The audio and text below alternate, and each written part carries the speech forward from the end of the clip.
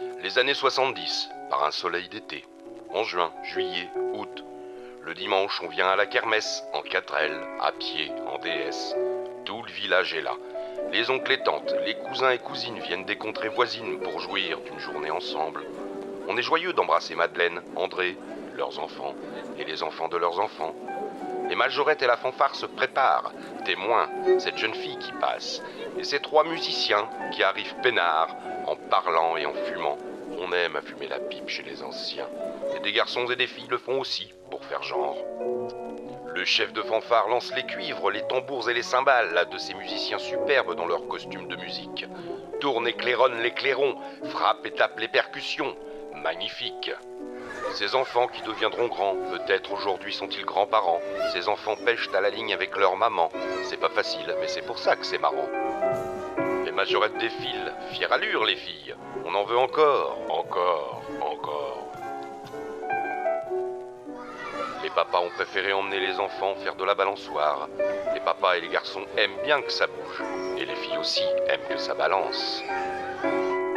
Sur la place, que de monde. Mais pas n'importe quel monde. Que du monde qui se connaît.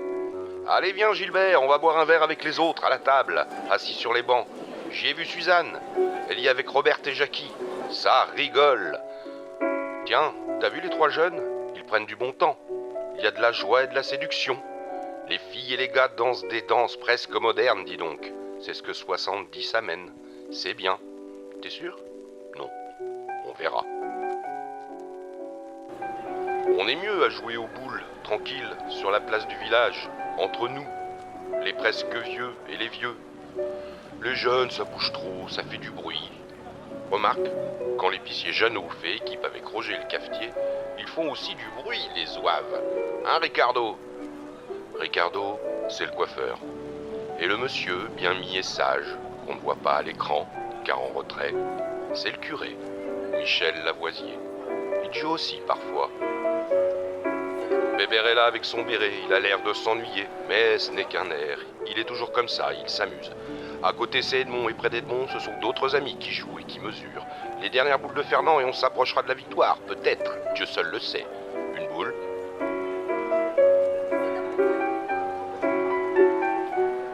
La deuxième.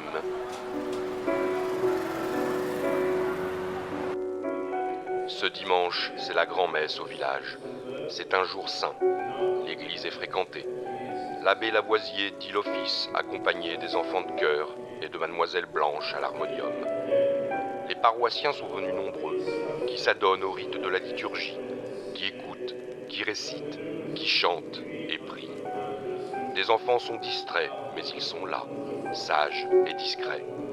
Leurs parents et d'autres s'en vont communier religieusement et s'en reviennent, à pas lents, l'hostie fondant sur la langue, l'esprit introverti, et se recueille. Ensuite, c'est le petit rouge limé au café du village, du Ricard, du vin cuit. On prend des nouvelles, on en dit, ça parlote, ça devise. C'est dimanche, on a le temps. Pas trop quand même, il va falloir rentrer pour glisser le poulet dans le four de la cuisinière. Putain de drôle, ils se préparent à aller au bal. Et ils font les imbéciles. On veut bien croire que la deudeuche à la mode, c'est souple et solide, mais de là à la faire danser comme ça, je te leur botterai le cul, moi. Et les voilà partis, à fond la caisse. Dans la caisse, comme dit l'un d'eux à ses parents qui ont acheté l'auto, c'est ma voiture, à moi, et c'est votre essence, à vous, père et mère, n'est-ce pas? C'est ça, oui, bande de petits cons. On en reparlera quand vous aurez des enfants. Prenez soin de vous tout de même. Faites attention. Il est où votre bal? C'est loin? Faites attention, on vous dit. Ah, tiens, ils sont déjà arrivés. Il y a de la jeunesse là-dedans. Au bal, sous parquet. Nous, on y venait en Solex ou en mobilette, parfois à pied sur de nombreux kilomètres. 1 kilomètre à pied, ça use. Et on se débrouillait pour brancher quelqu'un du bal pour se faire ramener en voiture. Ce bal de campagne-là est bien sympa. Il n'y a pas de bagarre, ce qui n'est pas toujours le cas. Vers la fin, souvent, il y a des jeunes alcoolisés qui cherchent querelle. Sardou le dit dans les bals populaires. Ici, tout va, ça s'amuse et ça danse. La civilisation est en train de changer. Avant, sous les parquets de bal, c'était du musette et des passes au double, avec des demoiselles le bas de jupe qui cache le genou, des garçons le cheveu bien coupé. Là, ça devient n'importe quoi, comme rouspète mon grand-père. T'as vu Madeleine, le jeune voisin, il a les cheveux qui lui dépassent sur le col. Et il y a notre petit-fils Jean-François qui se laisse pousser la barbe. Il ne rentrera pas à la maison avant de s'être rasé. Bah, André, mais si, il viendra à la maison. Par contre, t'as vu André, les mini-jupes des filles? On leur voit le... Au bal, il y a des jeunes de Paris qui descendent et qui importent les modes. Il y a le cousin d'un copain qui s'habille et qui danse comme Mick Jagger. Tout le monde le regarde, il séduit les filles. Alors nous, avec les potes, on dit qu'on est de Paris et on danse comme lui. Le régisseur du bal est là, qui passe du bon temps. Les musiciens chauffent la salle. Des séries de jerk et des séries de slow où on emballe. Tout du moins, on essaie. Et ça continue jusque tard dans la nuit. Ah, c'est super les bals des années 70. Ensuite viendront les boîtes de nuit. Et les bals, lentement, disparaîtront.